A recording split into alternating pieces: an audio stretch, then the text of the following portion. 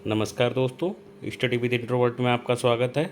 मैं इंट्रोवर्ट एक बार फिर एक नए टॉपिक पर आपके सामने फिर से उपस्थित हुआ हूँ।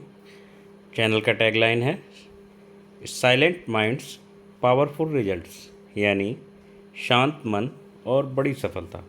तो शांति से अध्ययन करें और बड़ी सफलता प्राप्त करें। तो वीडियो में आगे बढ़ते हैं। वीडियो अगर अच्छा लगे तो वीडियो को लाइक करें, चैनल को सब्सक्राइब करें और अगर कंटेंट अच्छा लगे तो अपने दोस्तों के साथ शेयर करें। ठीक है। आज का टॉपिक है आर्थिक महत्व। महत्व जीव आर्थिक महत्व के जीव एवं वनस्पतियाँ, मतलब जो फौना और फ्लोरा ऑफ इकोनॉमिक इम्पोर्टेंस, जो मतलब जीव हैं उनके आर्थिक महत्व क्या हैं, वनस्पतियां हैं उनके आर्थिक महत्व क्या हैं। ठीक है। मानव जीवन में या आर्थिक महत्व उनके मतलब कैसे हमारे व्यापारिक और वास्तविक जीवन में ये उपयोगी होते हैं। ठीक है। तो आर्थिक महत्व के जीव एवं वनस्पतियों के बारे में समझते हैं। जीव जंतु यानी फौमा और वनस्पतियां यानी फ्लोरा, है ना, हमारे जीवन का अभिन्न हिस्सा है। इनका मानव जीवन और अर्थव्यवस्था पर गहरा प्रभाव पड़ता है, क्योंकि ये न केवल भोजन, वस्त्र, औषधियाँ और कच्चे माल प्रदान करते हैं, बल्कि पारिस्थितिकीय संतुलन बनाए रखने में भी मदद करते हैं। देखिए, जीव जंतु और वनस्पतियों से हमें क्या मिलता है?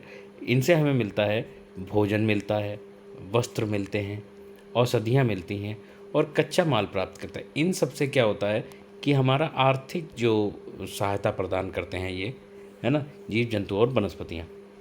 ठीक है। इसके बाद में इनसे ही हमारा जो पारिस्थितिकी तंत्र होता है ना, इकोसिस्टम जो होता है वो हमारा संतुलित रहता है। ठीक है। अब सबसे पहले आर्थिक महत्व के जीव के बारे में समझते हैं, यानी फौना ऑफ इकोनॉमिक इम्पोर्टेंस। ठीक है।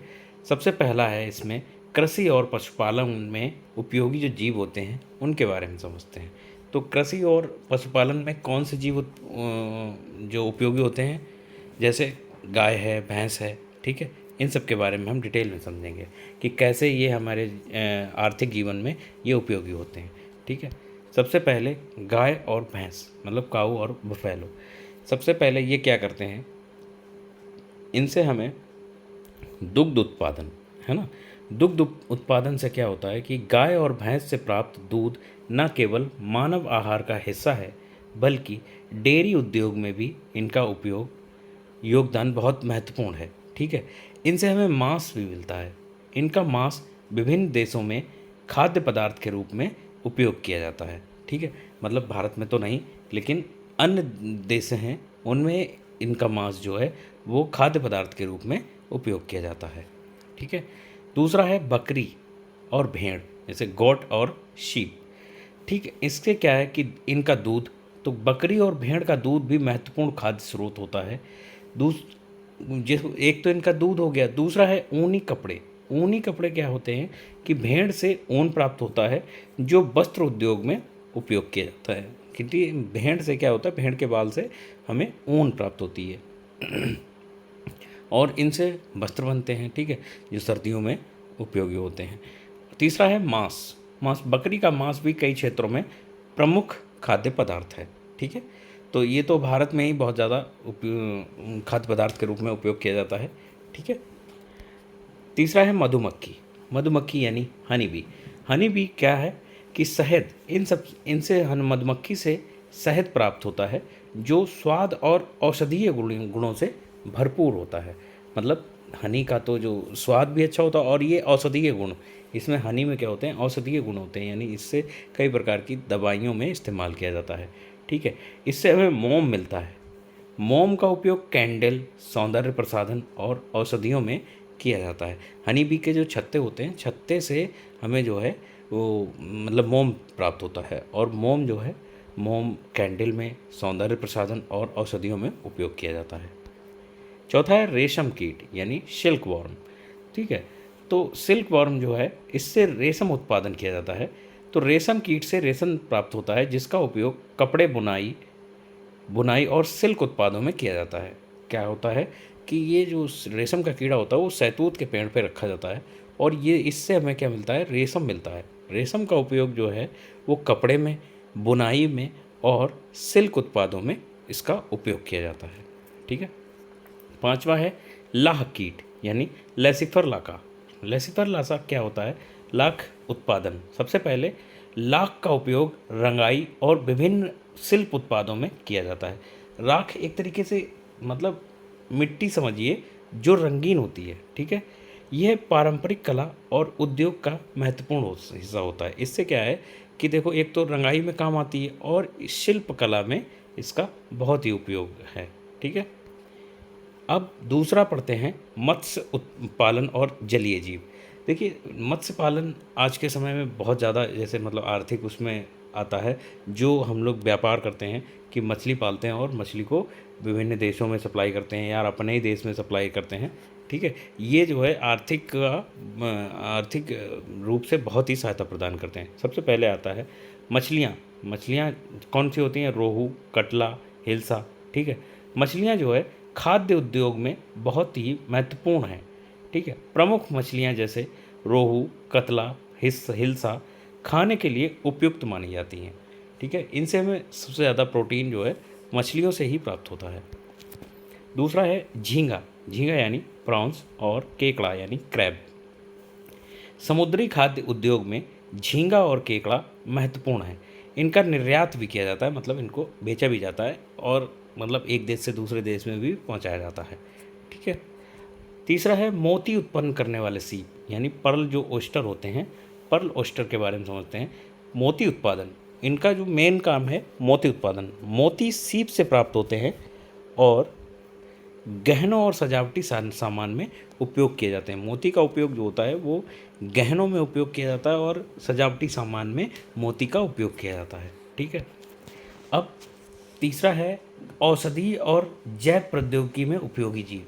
जो देखिए जिनसे मतलब औषधियाँ बनती हैं। ठीक है। और जब जैव प्रौद्योगिकी में उपयोगी जो जीव होते हैं उनके बारे में समझते हैं। तो पेनिसिलियम जो होता है, पेनिसिलियम से पेनिसिलिन एंटीबायोटिक का निर्माण होता है जो कई बीमारियों में उपयोग किया जाता है। एक पेनिसिलिन जो बैक्टीरिया मतलब एंटीबायोटिक होती है वो बहुत ही ज़्यादा बीमारियों में मतलब बहुत सी बीमारियों में इसका इस्तेमाल होता है। मतलब ये तो औषधीय गुण से भरपूर है, जो एक एंटीबायोटिक है। एंटीबायोटिक का उपयोग ज़्यादातर बीमारियों में इस्तेमाल होता ही होता है। ठीक है।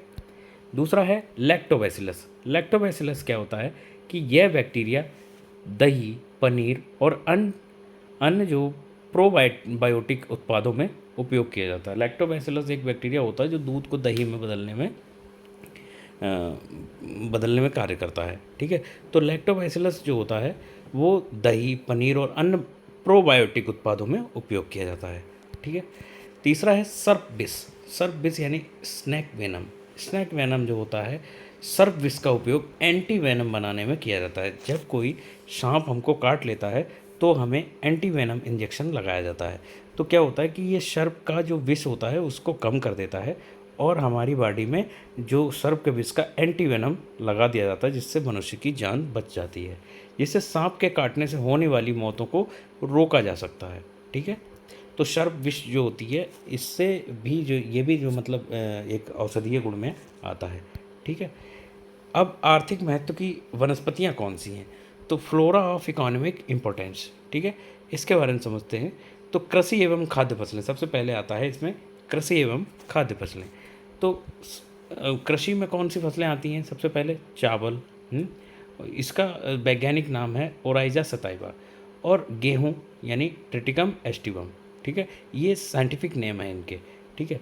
ये प्रमुख अनाज फसलें हैं। चावल और गेहूँ जो होती हैं वो प्रमुख अनाज फसलें हैं और दुनिया भर में भोजन का मुख्य स्रोत मानी जाती हैं।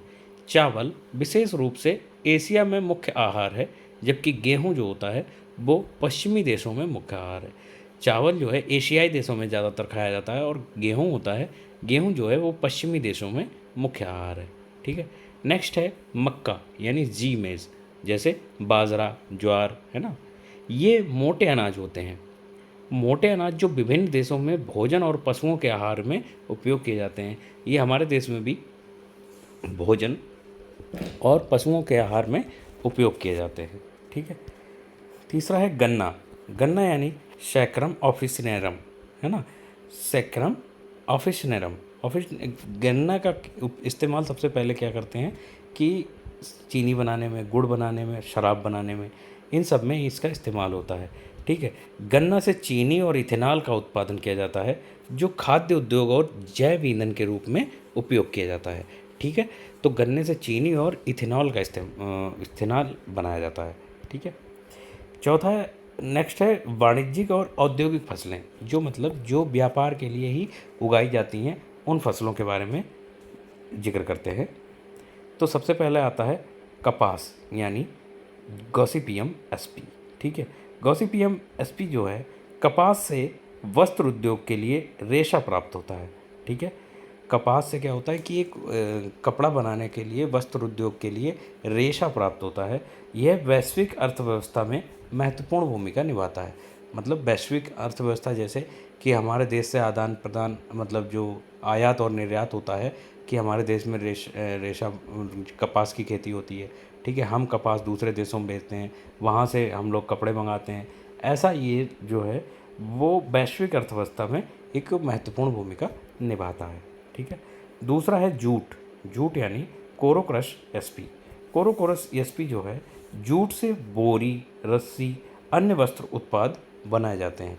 देखिए, सबसे पहले जूट की ही रस्सी चला करती थी।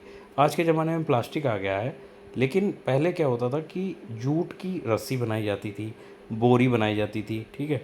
ठीक है। इनसे ये सब जो है उत्पाद बनाए जाते थे। जूट का उपयोग निर्माण और पैकेजिंग उद्योगों में होता है।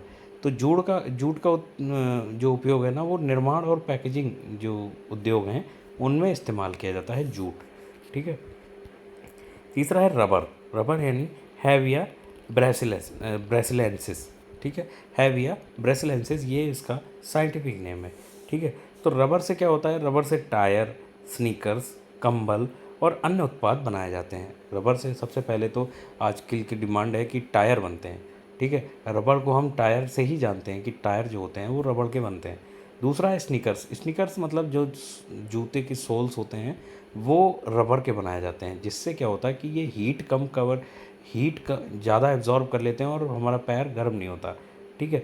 तो रबर के स्नीकर्स बनते हैं। और कंबल। कंबल क्या है, कंबल भी आजकल रबर इसमें उत्पाद बनाया मिलाया जाता है, जिससे क्या है कि ज़्यादा से ज़्यादा हीट को एब्जॉर्ब कर सकते हैं। और निगेटिव में तापमान, जब टेम्परेचर जो होता है वो निगेटिव में होता है, उसमें ये कंबल जो है उपयोगी होते हैं। ठीक है। तो रबर से क्या बनता है, स्नीकर्स बनते हैं, कंबल बनते हैं और टायर बनते हैं। ठीक है। यह वैश्विक और औद्योगिक विकास में योगदान करता है। तो वैश्विक जैसे आधा जिसमें आयात निर्यात होगा, वहाँ पे वैश्विक आ जाता है। ठीक है। और औद्योगिक में, जहाँ पे जैसे औद्योगिक में ये चीज़ें बनती हैं, जैसे टायर बनते हैं, ठीक है, कंबल बनते हैं, स्नीकर्स बनते हैं, तो ये औद्योगिक उत्पादन में भी ये महत्वपूर्ण भूमिका निभाता है। ठीक है। नेक्स्ट पढ़ेंगे हम तिलहन और मसाले। ठीक है। तिलहन क्या होती हैं, तिलहन फसलें वो होती हैं जिनसे हमें तेल प्राप्त होता है। मतलब किसी भी प्रकार का, जैसे सरसों हो गया, है ना, तिल हो गया, सूरजमुखी हो गया, ये सारी फसलें होती हैं जिनसे हमें तेल, सोयाबीन हो गया, तो हमें तेल प्राप्त होता है। ठीक है। जिससे रिफाइन भी बनता है, कड़ुआ तेल, जो सरसों का तेल, जो नॉर्मल ऑलिव ऑयल जिसको बोलते हैं, ये जो है ये हमारे खाने में इस्तेमाल किए जाते हैं। ठीक है। मसाले, मसाले जो भी हम इस्तेमाल करते हैं खाने में स्वाद के लिए, उनको कहते हैं मसाले। ठीक है। अब तिलहन में आता है सबसे पहले सरसों, मूंगफली। सरसों का जो साइंटिफिक नेम है वो है ब्रेसिका, ब्रेसिका एसपी। मूंगफली का है आर्चीज, आर्चीज हाइपोजिया, हाइपोजिया। ठीक है। Archies hypogaea. ठीक है। तो ये साइंटिफिक नेम है। और ये तिलहन खाद्य तेल उद्योग में उपयोग होते हैं और इनके बीज से तेल निकाला जाता है। ठीक है। क्या होता है कि ये जो तिलहन फसलें होती हैं, ये क्या हैं, ये खाद्य तेल उद्योग में उपयोग होते हैं। और इनके बीज से, मतलब इनकी सीड्स से क्या होता है, तेल निकाला जाता है। जैसे सरसों जो होती है वो भी बीज होता है ना, मूंगफली है वो भी बीज होती है। ठीक है। सोयाबीन वो भी बीज होता है, सूरजमुखी होता है वो भी बीज होता है। ये सारे जो होते हैं, इनसे क्या होता है, इनके बीजों से तेल निकाला जाता है। ठीक है। नेक्स्ट है हल्दी। हल्दी अब आता है मसाले में। ठीक है। हल्दी यानी कोरकुमा लौंगा, ये साइंटिफिक नेम है। और अदरक का है जिंजीबियर ऑफिसिनेल। ठीक है, जिंजीबियर ऑफिसिनेल। तो ये साइंटिफिक नेम हो गया। ये मसाले ना केवल भोजन के स्वाद को बढ़ाते हैं बल्कि औषधीय गुणों के लिए भी प्रसिद्ध होते हैं। क्या करते हैं, जैसे हल्दी हो गई, हल्दी क्या है कि हमारी हड्डियों को मजबूत करती है ना। इसमें कैल्शियम पाया जाता है, फास्फोरस पाया जाता है, ये सभी जो है औषधीय गुण हो गए इसके। और हल्दी से जो है हमारे भोजन का स्वाद बढ़ता है। दूसरा है अदरक। अदरक भी एक जो है औषधीय गुण से भरपूर है। तो इसमें जो है, इसे अगर हम इसकी चाय पी लेते हैं या हम इसको कच्चा खाएं या भून के खाएं तो इससे क्या है कि खांसी में भी हमें राहत मिलती है। तो ये तो इनके औषधीय गुण हो गए। ऊपर से क्या है कि इन्हें अगर हम भोजन में इस्तेमाल करते हैं तो इनसे भोजन में स्वाद बढ़ाते हैं। ठीक है, अब औषधीय पौधे कौन से होते हैं, औषधीय पौधों के बारे में समझते हैं। सबसे पहले आता है नीम। नीम यानी एजैद एजैद्रिका एजैद्रिका इंडिका। ठीक है, एजैद्रिका इंडिका। तो नीम के पत्ते जो हैं, पत्ते, बीज और छाल का उपयोग औषधीय उद्देश्यों के लिए किया जाता है। मतलब नीम जो है पूरा एकदम दवाई है, समझो, औषधि ही है। क्यों? क्योंकि इसके नीम के पत्ते भी इस्तेमाल होते हैं। ठीक है, इसके छाल भी इस्तेमाल होती है, इसके बीज भी इस्तेमाल होते हैं। ये कीटनाशक और औषधीय गुणों के लिए प्रसिद्ध है। इससे क्या होगा कि ये कीटनाशक इसके बनाए जाते हैं। ठीक है, जिसमें जर्म्स प्रोटेक्शन के लिए इसका इस्तेमाल किया जाता है। ठीक है, दूसरा है तुलसी। यानी तुलसी का जो साइंटिफिक नेम है वो है ओसिमम संचुअम। ओसिमम संचुअम। ठीक है, तो तुलसी जो है आयुर्वेदिक चिकित्सा में उपयोग होता है। इसका उपयोग तनाव, प्रतिरक्षा प्रणाली को मजबूत करने और श्वसन समस्याओं का इलाज किया जाता है। देखिए, सबसे पहले तुलसी का उपयोग किस में होता है, तनाव यानी डिप्रेशन में। ठीक है, प्रतिरक्षा प्रणाली यानी इम्यून सिस्टम को बढ़ाता है। अगर तुलसी का हम निरंतर सेवन करते हैं तो क्या है, ये हमारा इम्यून सिस्टम बढ़ाता है। ठीक है, इसीलिए डॉक्टर्स बोलते हैं चाय में तुलसी डाल के पीजिए। ठीक है, इससे क्या है कि हमारा इम्यून सिस्टम बढ़ता है और जो है हमें श्वसन समस्याओं से इलाज, मतलब श्वसन समस्याओं से हमें राहत मिलती है। ठीक है, तो तुलसी भी एक पूरा औषधीय पौधा है। नेक्स्ट है एलोवेरा। एलोवेरा का उपयोग त्वचा की देखभाल, दवाइयों और कॉस्मेटिक्स में किया जाता है। एलोवेरा में देखिए मैक्सिमम जो है विटामिन ई पाया जाता है। तो इससे क्या है कि ये जो त्वचा संबंधी जितने भी रोग विकार होते हैं उनमें ये बहुत ही उपयोगी होता है। ठीक है, तो एलोवेरा से क्या होता है कि कॉस्मेटिक्स की जो क्रीम्स वगैरह बनती हैं उसमें इस्तेमाल होता है। इसका उपयोग त्वचा की देखभाल के लिए किया जाता है। यह स्वास्थ्य और सौंदर्य उद्योग में महत्वपूर्ण होता है एलोवेरा। ठीक है, अब लकड़ी और वन उत्पाद देने वाले वृक्ष। देखिए, कुछ जो वृक्ष होते हैं, पौधे होते हैं, वो सिर्फ लकड़ी और वन उत्पाद भी देते हैं। ठीक है, उनके बारे में समझते हैं कौन कौन से ऐसे पौधे हैं। तो सबसे पहले है सागौन। सागौन यानी टेक्टोना ग्रैंडीज। ठीक है, टेक्टोना ग्रैंडीज। और सीसम। सीसम यानी डेलबेर्गिया सीसियो। ठीक है, तो डेलबेर्गिया सिसियो जो है इसका साइंटिफिक नेम है और सागौन का है टेक्टोना ग्रैंडीज। ठीक है, सागौन और शीशम लकड़ी का उपयोग फर्नीचर, बॉक्स निर्माण और निर्माण उद्योगों में इसका उपयोग किया जाता है। इनकी लकड़ियाँ जो होती हैं इनमें क्या है, दीमक और कोई भी कीट जो है इसमें इनको जल्दी जो है नुकसान नहीं पहुंचा पाता है। ये लकड़ियाँ ऐसी हैं जो सालों साल जो है सेम उसी पोजीशन में बनी रहेंगी जैसी ये नए उसमें थी। ठीक है, तो इनका उपयोग जो है वो फर्नीचर बनाने में इनका इस्तेमाल किया जाता है। ठीक है, दूसरा है बांस। बांस यानी बम्बूसा एसपी। तो बम्बूसा जो है वो इसका साइंटिफिक नेम है। तो बांस का उपयोग कागज़ उद्योग, फर्नीचर और निर्माण सामग्री में किया जाता है। तो बांस का उपयोग जैसे बांस का उपयोग कागज़ बनाने में किया जाता है। ठीक है, फर्नीचर बनाने में इसका किया जाता है और निर्माण उद्योगों में भी किया जाता है। निर्माण उद्योग में जैसे बांस के बैम्बूज से जो है घर बनाए जाते हैं। ठीक है, हमारे पूर्वी देश में देश के जो पूर्वी भाग है जैसे असम है ना, अरुणाचल प्रदेश, मेघालय, नागालैंड, इन सब में क्या है कि बांस की खेती होती है और बांस के ही घर बनाए जाते हैं। जो जहाँ पे ज़्यादा बारिश होती है वहाँ पे बांस के घर बनाए जाते हैं, जिससे क्या है कि ये जो है मतलब ज़मीन से थोड़ा ऊपर, मतलब हाइट पे बनाते हैं और ये हल्के रहते हैं, यहाँ पे आसानी से ये लंबे समय तक ये टिकाऊ भी होते हैं। ठीक है, तो इनका उपयोग जो है निर्माण सामग्री के रूप में भी किया जाता है। तीसरा है यूकेलिप्टस। यूकेलिप्टस जो है, यूकेलिप्टस का उपयोग कागज़ उद्योग में, औषधि और तेल उत्पादन में भी किया जाता है। तो यूकेलिप्टस जो है वो इसका भी कागज़ उद्योग में उपयोग किया जाता है, मतलब इससे कागज़ बनता है। दूसरा है औषधीय गुण भी इसमें पाए जाते हैं। ठीक है, और क्या है कि इसका उपयोग तेल उत्पादन में भी किया जाता है। देखिए, यूकेलिप्टस एक ऐसा पेड़ है, वृक्ष है, जो है सबसे ज़्यादा पानी ज़मीन से सोखता है, और ये हाइट जिसकी बहुत ज़्यादा होती है।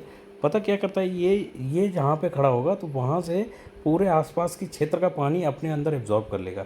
इसमें यूकेलिप्टस ऐसा होता है कि हरे पत्ते में भी इसमें आग लग सकती है। तो इसके जो है इसके औषधीय गुण भी होते हैं, और क्या है कि इसको तेल उत्पादन में भी इसका उपयोग किया जाता है। ठीक है, चौथा है नेक्स्ट पॉइंट है कि जैव ईंधन और गोंद उत्पादन करने वाले पौधे। ऐसे कौन से पौधे हैं जो जैव उत्पादन में, मतलब जैव ईंधन का उत्पादन करते हैं और गोंद इनसे मिलता है। तो ऐसे पौधों के बारे में समझते हैं। सबसे पहले है जेट्रोफा। जेट्रोफा जो है, जेट्रोफा कॉर्सिस इसका साइंटिफिक नेम है। तो जेट्रोफा से बायोडीजल का उत्पादन होता है, जिसको बोलते हैं जैव ईंधन। ठीक है, जो नवीकरणीय ऊर्जा के स्रोत में उपयोग होता है। ठीक है, जेट्रोफा एक पौधा होता है, इसमें फल आते हैं। ठीक है, उनसे क्या है कि उन फलों से ही हमें बायोडीजल यानी जैव ईंधन का नामक जो है वो मिलता है। इससे जो जैव ईंधन जो होता है वो नवीकरणीय ऊर्जा है, मतलब इसको जो है आप दोबारा उपयोग में ला सकते हो। ऐसी ऐसा ऊर्जा वाला ईंधन जो है इससे जेट्रोफा नामक पौधे से मिलता है। ठीक है, दूसरा है महुआ इंडिका। इसका नाम है, साइंटिफिक नेम है महुआ का, महुआ इंडिका। महुआ का जो है, महुआ के फूलों से शराब और जैव ईंधन प्राप्त किया जाता है। देखिए, महुआ से ज़्यादातर तो हम लोग महुआ को शराब से ही जानते हैं कि महुआ से शराब बनती है। ठीक है, जो आजकल शराब जो मतलब बनाई जाती है वो क्या है, महुआ से बनती है, और ये ज़्यादा असरदार होती है। ठीक है, और इससे क्या है कि एक जैव ईंधन भी तैयार किया जाता है, जो जैसे जो एनवायरनमेंट में क्या है, प्रदूषण नहीं देता है। ठीक है, जैव ईंधन वो होते हैं जो प्रदूषण नहीं फैलाते हैं, है ना, एनवायरनमेंट को सुरक्षित रखते हैं और अपना ऊर्जा भी देते हैं। ठीक है, तो वीडियो में आज के लिए इसका जो टॉपिक है, क्या नाम है इसका, आर्थिक जो उपयोग हैं इनके, तो उसके बारे में हम निष्कर्ष समझते हैं कि आर्थिक दृष्टि से महत्वपूर्ण जीव और वनस्पति मानव जीवन में बहुमुखी भूमिका निभाते हैं। ठीक है, ये खाद्य उत्पादन, औद्योगिक विकास, पारंपरिक चिकित्सा और पर्यावरणीय संरक्षण में सहायता करते हैं। इनकी सतत उपयोग और संरक्षण से न केवल हमारे जीवन स्तर में सुधार हो सकता है, बल्कि ये पारिस्थितिकी तंत्र को भी संतुलित बनाए रखते हैं। ठीक है, इनका उचित उपयोग में संरक्षण वैश्विक और आर्थिक विकास के लिए आवश्यक होता है। देखिए, ये सारे हमने इतने पॉइंट आपको बताए हैं, इन सब का एक ही कारण है कि देखिए इससे पारिस्थितिकी तंत्र हमारा संतुलित रहता है। दूसरा है कि इनसे जो है खाद्य उत्पादन भी होता है। ठीक है, औद्योगिक विकास होता है। ठीक है, पारंपरिक चिकित्सा, जो हमारे पूर्वज जिनसे मतलब इन्हीं पौधों से हमारी चिकित्सा करते हैं, चिकित्सा के रूप में, औषधि के रूप में इनको उपयोग करते थे। ठीक है, अभी क्या है कि दवाइयाँ टैबलेट बन गई हैं, टैबलेट में भी इनका इस्तेमाल होता है। तो क्या होता था कि पहले जो हमारे पूर्वज जो होते थे वो क्या करते थे कि इन पौधों से हमें डायरेक्ट औषधि देते थे। ठीक है, हमें कोई टैबलेट का इंजेक्शन हम लोग नहीं जानते थे, सिर्फ और सिर्फ इन्हीं औषधि के से हम लोग का इलाज होता था। ठीक है, तो इनको जो है पारंपरिक चिकित्सा के रूप में इस्तेमाल कर सकते हैं और पर्यावरण संरक्षण में इनसे सहायता मिल सकती है। उम्मीद करते हैं आपको वीडियो अच्छा लग रहा होगा। वीडियो अगर अच्छा लगा हो तो वीडियो को लाइक करें, चैनल को सब्सक्राइब करें और अपने दोस्तों के साथ शेयर करें। वीडियो में आज के लिए बस इतना ही। वीडियो को अंत तक देखने के लिए बहुत बहुत धन्यवाद आपका। Video introvert channel, study with introvert channel को अपने दोस्तों के साथ शेयर करें और ज़्यादा से ज़्यादा सपोर्ट करें। Thank you.